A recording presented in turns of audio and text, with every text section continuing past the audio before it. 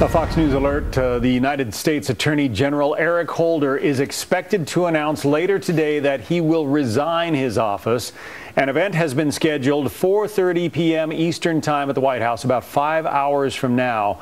We are told that the Attorney General has discussed resigning with the president several times. He's done so in the past as well, telling the New Yorker magazine in February that he was planning to step down later this year.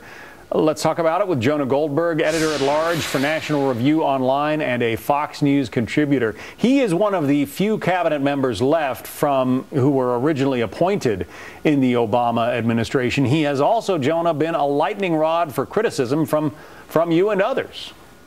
That's right. I mean, he's the fourth longest-serving attorney general, and he's one of the last three of the original cabinet appointees.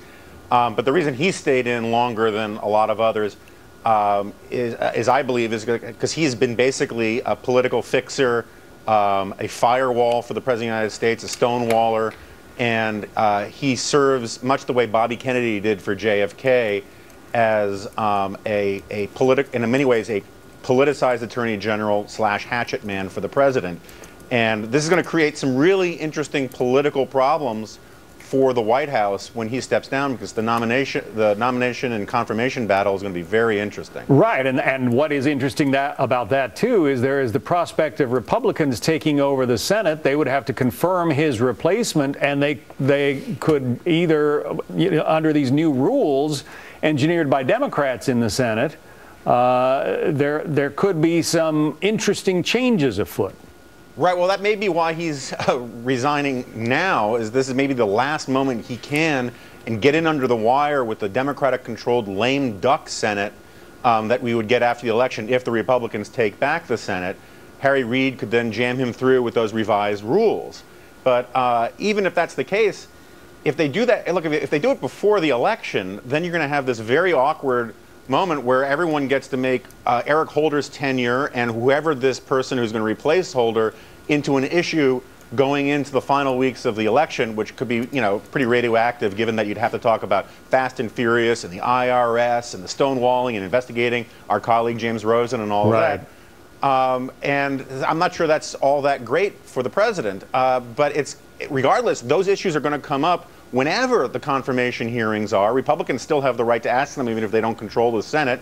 And those are going to be some awkward answers for this administration. The Attorney General, I mean, the president himself said he was outraged to hear that the IRS got caught, investigating conservative groups. The president was going to get to the bottom of it. I presume that, Eric Holder is the guy who's supposed to do that.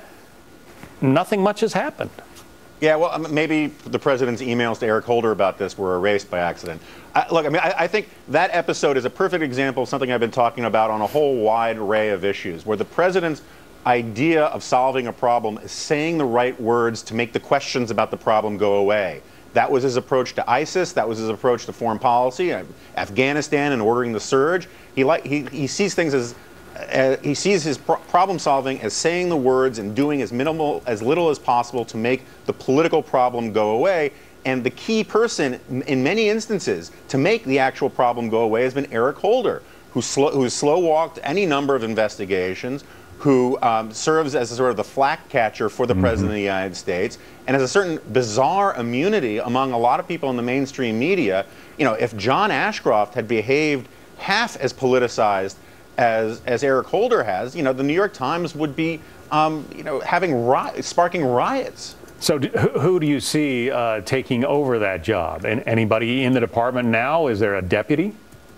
I don't know. My guess is the way the Obama administration operates a lot of the time, if they announce this before the elections, if they're really going to try and hurry it up, my guess is he goes for a woman. It helps with his whole war on women narrative, but I really don't know. I mean, this happened while I was waiting in the studio, so it'd be interesting to see who some of the possibilities are. We did have another topic in mind for you until this news broke, and we appreciate you rolling with that. Jonah Goldberg joining us from Washington from the National Review Online. Jonah, thank you. Thank you.